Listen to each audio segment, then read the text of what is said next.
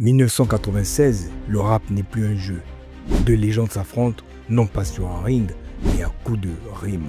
Ce morceau n'était pas qu'un clash, c'était une déclaration de guerre.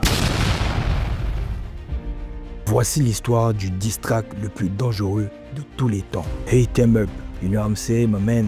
My English is very, very bad. Je t'explique après jingle, il n'y a pas jingle, c'est moi le jingle. Brrr.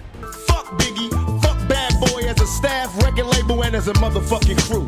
Dans les années 90, le hip-hop est en ébullition. Deux côtes, deux empires. À l'ouest Tupac, à l'est Biggie. Too high and I might go on tempo, but now I'm back to let these niggas know just how deep my game run to apocalypse, don't sleep. I keep my tags on toes, watching the stash grow, clocking the cash flow. The neighborhood grave digger, getting paid so much, all the bitches want to see a nigga. Deux talents monumentaux devenus ennemis jurés. Une question se pose, mais comment une simple musique a-t-elle mené à deux assassinats?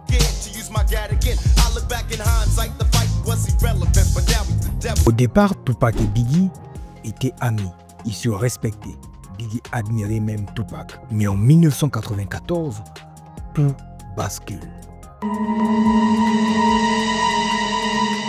Le 30 novembre 1994, Tupac est criblé de balles à New York, dans un studio où Biggie et Puffy se trouvent également. Entre guillemets, Puffy, Puff Daddy. Tupac se sent trahi. Très vite, il accuse. Il dit, je cite, « Ils savaient, ils ont laissé faire ». Quelques mois plus tard, Biggie sort Washotia, un titre mystérieux, sombre, comme par magie, qui parle d'un homme touché par balle.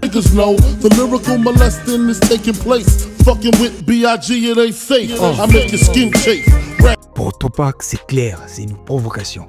La guerre est déclarée. En 1995, Tupac est incarcéré pour agression sexuelle. En prison, il rumine. Il sort en 1996 grâce à Suge Knight, patron de Death Row Records. Et là, il ne veut plus rapper. Il veut venger son nom. Le 4 juin 1996, Tupac balance et Thumb Up, une attaque frontale, sans pitié.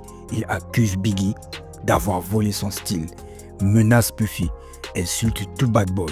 Et surtout, il affirme avoir couché avec la femme de Biggie.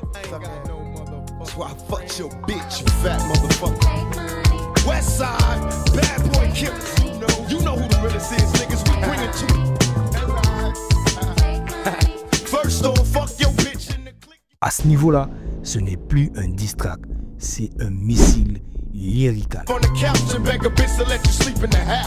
Ce morceau enflamme les rues. La tension entre West Coast et East Coast atteint son paroxysme. Médias, fans, artistes, tout le monde choisit son camp.